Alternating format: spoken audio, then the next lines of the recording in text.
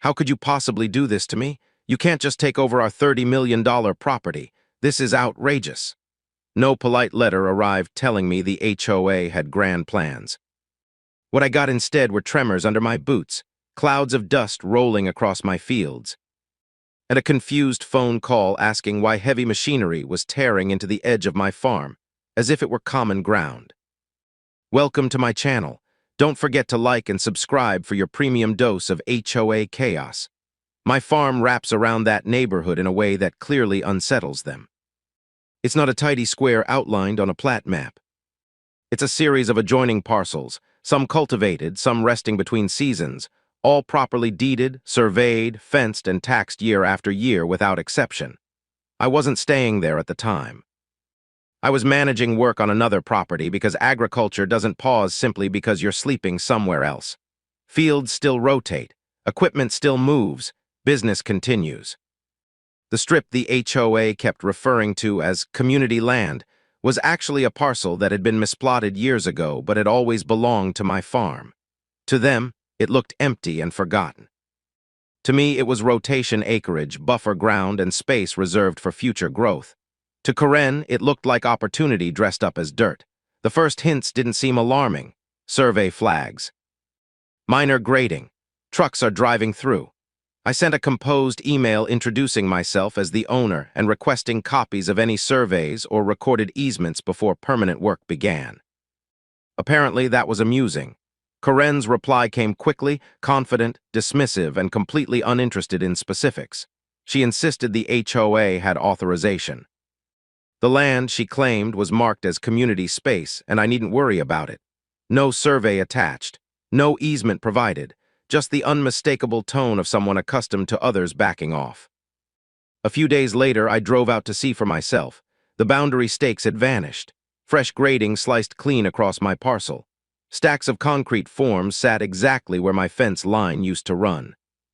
My next message was firmer. I warned them to halt construction immediately or risk trespassing liability. They didn't stop. They poured. And when steel beams began rising from soil they had never owned, I shifted strategies. I stopped cautioning them and started recording everything: photographs, timestamps, emails, and meeting notes. I wasn't trying to shut them down anymore.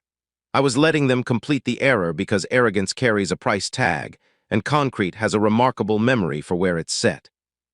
That's when I understood something important. Patience would cut deeper than shouting, lawsuits, or threats ever could. I smiled to myself. Before we go further, drop a comment telling us what city or country you're watching from. Let's see how far this story travels. By the time I ended my emails, the HOA had interpreted my silence as defeat. They always do. Construction didn't slow. It accelerated as if confidence itself had been poured into the timeline. Steel frameworks climbed higher. Glass panels followed. Before long, my acreage was hosting what they proudly called a private, resort-style community clubhouse. Banners hung exactly where my fence once stood. Karen gave statements with a hard hat perched neatly on her head and a clipboard tucked beneath her arm, smiling as though she'd personally mixed the mortar. She spoke about rising property values, shared vision, and unused land finally fulfilling its destiny. That unused land, of course, is by mine. It seems that if you declare something boldly enough, ownership becomes optional. By then, I'd already consulted an attorney. His advice was straightforward: document everything, avoid interference, and allow them to correct their mistake. So I went silent. No more objections, no more reminders. While the HOA celebrated, I observed. A neighbor discreetly sent me copies of the meeting minutes. Some board members had raised concerns, questions about boundaries, suggestions from their lawyer to pause until the matter was clarified. Karen dismissed it immediately. Halting now, she argued, would damage appearances. The board voted to proceed. The structure went up quickly. $30 million worth of concrete, steel, electrical work, and imported finishes anchored permanently into my soil. Soon they were marketing weddings, executive retreats, corporate gatherings, branding it private, while quietly accepting deposits from anyone ready to write a check. Revenue began pouring in. And with every dollar came more confidence. Then came the big reveal, the ribbon cutting.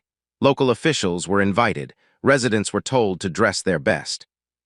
Karen blasted out a neighborhood email praising the project as a victory over outside interference and so-called baseless accusations. I read that email carefully, twice. Then I saved it. Opening night arrived with music thumping, lights blazing, and traffic pouring across my fields. Vehicles packed the underground garage. Laughter carried through the air where cattle once moved calmly through the pasture. And as I stood there in the dark, watching them toast a building they never legally owned, I felt only one thing. Calm, the shutdown didn't explode onto the scene with sirens or raised voices. It came quietly, through filings, certified paperwork, a formal survey, and a judge who took the time to read every email the HOA had ignored and every warning they'd brushed aside. The surveyor didn't speculate or dramatize. He walked the parcel with county records, calibrated GPS equipment, and original iron boundary pins. His report stated plainly and without flourish what I already knew. The entire structure stood on my land, not partially, not by accident, 100% of it, no easement, no permission. No gray area. I filed a single motion covering quiet title, trespass, and unjust enrichment. The court responded with an emergency injunction pending review. Overnight, the so-called resort went dark. Events were canceled, deposits frozen, security instructed to stand down. Residents showed up to locked doors and posted notices, staring at a building they'd been assured was theirs, until suddenly it was. Karen went into overdrive, emergency meetings, lengthy emails. Blame sprayed in every direction, contractors, surveyors, the city, even me. She fined me again for trespassing when I stood on the gravel drive watching employees remove equipment. I paid the fine. Scanned it, added it to the evidence file. Discovery was ruthless. Board minutes surfaced. Emails surfaced. My original warning was summarized and dismissed. Their own attorney's recommendation to pause construction was overruled in the same paragraph. One email sealed everything. Worst case, we negotiate later. The judge read that line twice. At the hearing, the HOA argued it was all a mistake. The judge asked a simple question: why did construction continue after notice was given? Silence answered for them. The ruling was clear: willful trespass and bad faith construction. Use of the property remained prohibited. Revenue records were ordered to be disclosed, and accounting became unavoidable. Residents turned on the board. Vendors demanded payment. Insurance companies denied coverage. Lenders requested immediate explanations. Karen resigned before the vote to remove her. Then she claimed she hadn't. Then she stopped returning calls altogether. I didn't celebrate. This wasn't about applause. It was about securing the record so thoroughly that the next court order could only move in one direction. Ownership didn't arrive with cheers. It arrived in a plainly typed order that stripped all drama from $30 million of misplaced confidence. The court quieted title in my name and declared every improvement attached to the land a fixture belonging to the landowner. The HOA's luxury clubhouse changed hands without shifting a single inch. The consequences unfolded predictably. The association was ordered to disgorge profits, cover my legal fees, and maintain the property until formal transfer. Insurance refused coverage. Credit lines froze. Vendors lined up. Karen was removed by emergency vote and later named individually for approving construction after notice. Her final email promised transparency. It delivered silence. I changed the locks the afternoon the judgment was posted. Access badges stopped working. Calendars cleared instantly. Residents gathered at the gates, reading notices announcing operations were suspended pending my decision. Some yelled. Some apologized. Most simply stared, finally realizing that maps matter. I didn't tear the building down. I leased it back under terms designed to eliminate arrogance. Market rate rent, mandatory audits, personal guarantees, compliance inspections, they signed. Because the alternative was bankruptcy. Payments began arriving on time each month without speeches or ribbon cuttings. Around the structure, my farm settled back into a quiet rhythm. Fences repaired. Soil tested. Cattle moving through as though nothing unusual had happened except something had. A lesson poured into concrete where shortcuts once stood. City departments reopened files. Permits were corrected, penalties assessed, refunds processed, audits completed.